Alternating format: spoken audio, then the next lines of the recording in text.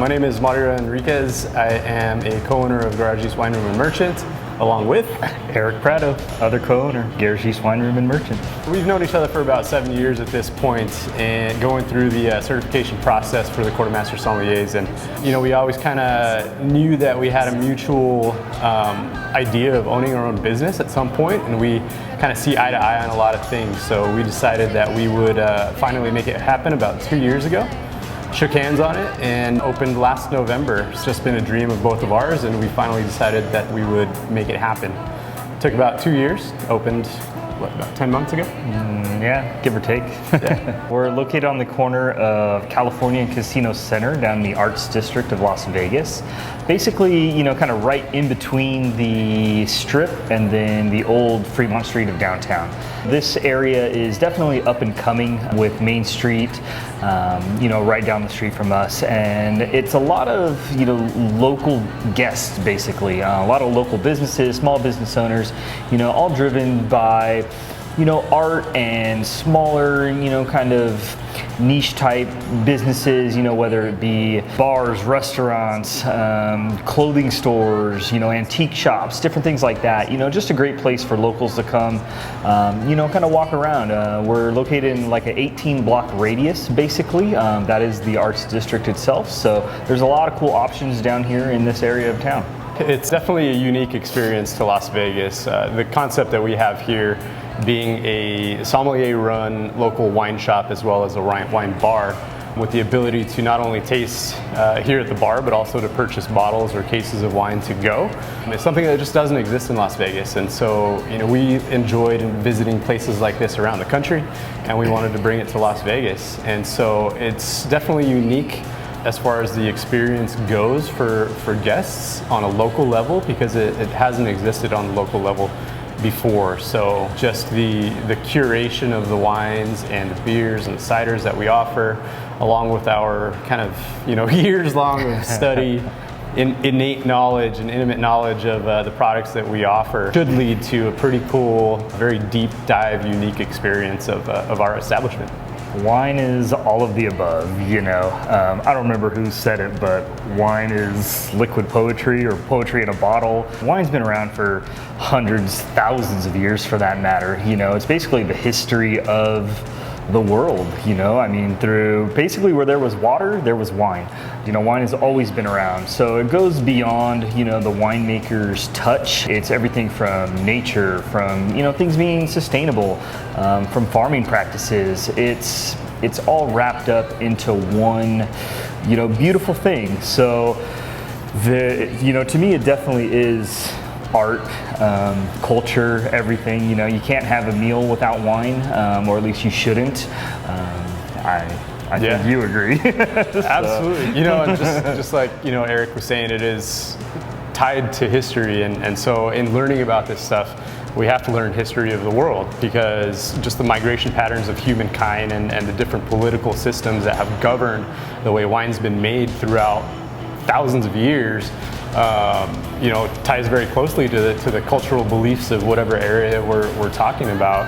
And I think that if you ask, the garagistes, which are essentially, the people that we're trying to promote, which are small production, very environmentally coordinated and organized type of people, they definitely see it as an art.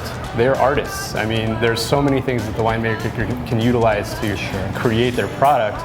Talking about culture, you think about, there's a beer culture, right? We're doing a whiskey tasting later, so there's a whiskey culture. There's definitely a wine culture as well, and everyone kind of marries on certain respects, but then they all kind of separate as well at some point. But like Eric said, wine is one of the oldest fermented beverage products in the world, so it does kind of have a very underlying across civilizations kind of culture in and of itself that is really cool and that we love.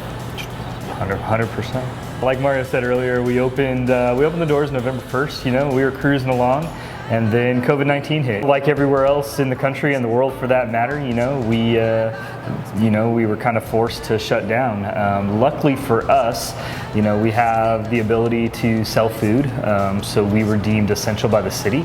So we were able to stay open for curbside retail and pickup. It was great for the first 5 months that we were able to develop, a good core of regulars and customers and guests, people that wanted to see us survive, they came back repeatedly, bought wine to go, really showed support. It was an awesome feeling, so we never really slowed down, at least to the extent that it could have slowed.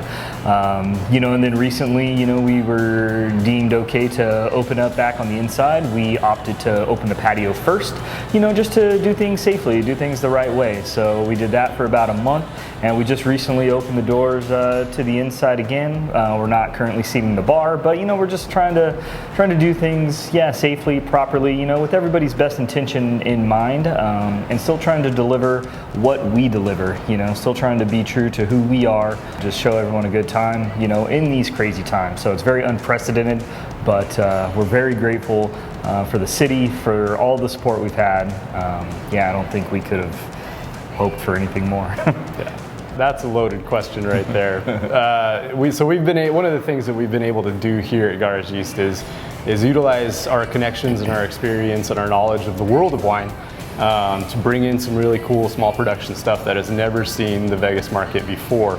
Most of those would be classified as low intervention or natural wines, which means they're super small production, they're environmentally focused. A lot of them are sustainable producers as well, but they are naked wines, so no manipulation, indigenous, everything as much as possible. No treatments to the wines or additives, and super low or zero sulfites as well.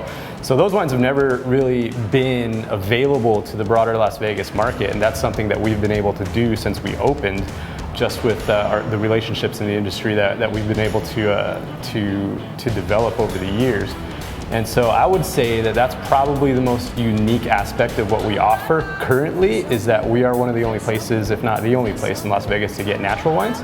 And I think a little subset of those wines, in terms of definitely some of our newfound favorites, but most unique would kind of be the orange wine subset of natural wines, which are skin contact white wines. It's just something that nobody is familiar with in this market. And people ask us about them all the time, and we love those conversations because it lets us kind of help people look outside of their box in terms of experiencing something new that they haven't tried before and that they may end up loving as much as we do. Sure. And then the other one is probably pétillant natural wines or naturally sparkling wines, which are kind of another subset of natural wines as well, but they just have bubbles and they're delicious and delightful to drink. I'd probably say those are probably the two most unique I totally agree. wines that we offer. Yeah, I totally agree. I mean, we have a number of wines, whether it be, from classic regions or like Mario was saying, kind of the off the beaten path varieties. But, the world of wine is vast, and, we want to be able to show pretty much all corners of that world. So I know you asked, if we had any specific favorites, and that's too hard. We always kind of answer that question as whatever's in the glass at the moment. I think for both of us, we could probably say champagne, any sparkling wine for that matter kind of tops the list. And then we have, personal favorites that we would have on our own desert island, but I think champagne tops the list. So we like, dry, clean, high acid, refreshing wines, whether white or red. So just things that, make you want to go for another glass.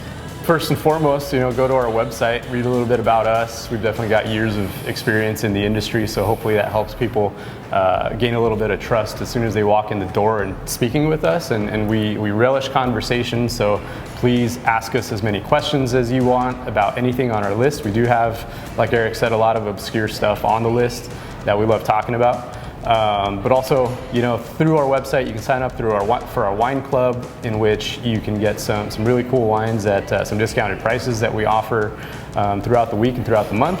Also, our social media channels on Instagram and Facebook, where we've got links to our current wine list, which is ever evolving and ever changing, and almost daily that list is updated. So you can definitely check that out. But we hope that we're able to, help spur and redevelop the local wine culture here in Las Vegas, to step outside of the box and maybe those 5 or 10 main wines that everybody has and everybody drinks, and try to see if there's anything else that maybe you enjoy, and definitely bring some some uniqueness to the Arts District and our establishment.